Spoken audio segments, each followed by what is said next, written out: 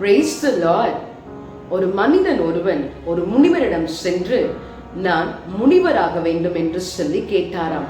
அதற்கு அந்த முனிவர் அந்த மனிதனை பார்த்து சொன்னாராம், நீயும் முனிவராகலாம், ஆனால் நீ இப்பொழுது கூறினாயே நான் முனிவராக வேண்டும் என்று சொல்லி, உன்னுடைய வாழ்க்கையில நான் என்ற காரியம் இருக்கும் என்று சொல்லும் பொழுது அந்த இடத்துல உன்னுடைய சுயம் அங்கே முன்பாக வந்து நிற்கிறது.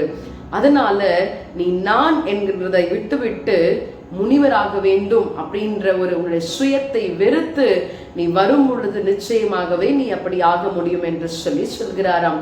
இதுல ஒரு விஷயத்தை நாம் கவனிக்க வேண்டும். நீதிமொழிகள் 3ஆம் அதிகாரம் 7ஆம் வசனத்திலும் கூட இப்படியாய் வாசிக்கிறோம், நீ உன்னை ஞானி என்று எண்ணாதே, தீமையை விட்டு விலகு, கர்த்தருக்கு பயந்து என்று சொல்லி நாம் வாசிக்கிறோம்.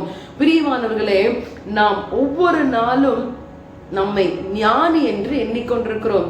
நிறைய பேர் நம்மை பார்த்து பேசுகின்ற பொழுது கூட எனக்கு தான் எல்லாம் தெரியும் அப்படின்னு சொல்லி நம்மை ஞானி என்று எண்ணிக்கொண்டிருக்கிறோம். அப்படி நாம் ஒருவேளை இருப்போம் என்று சொன்னால் நிச்சயமாகவே நம்முடைய வாழ்க்கையில உயர்வு ஒன்று இருக்காது.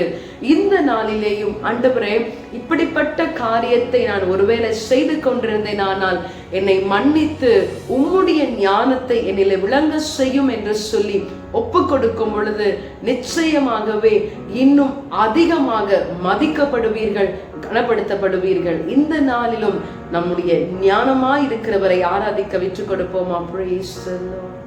ஞானம், கல்வி, செல்வங்கள் எல்லாம் ஒன்றுமில்லை குப்பை என்றெண்ணுகிறேன், என் நீதி நியாயங்கள் அழுக்கான கந்தை என்றே உணர்ந்தேன் என்னேசுவே. ஆம் ஆண்டவரே, எங்களை ஞானி என்று கொண்டு நாங்கள் எண்ணி வாழ்ந்து கொண்டிருக்கிறோம்.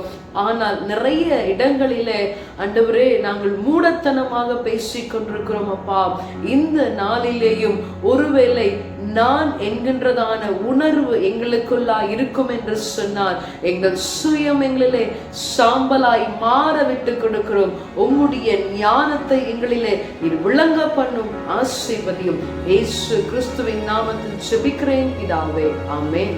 God bless you. Have a blessed day.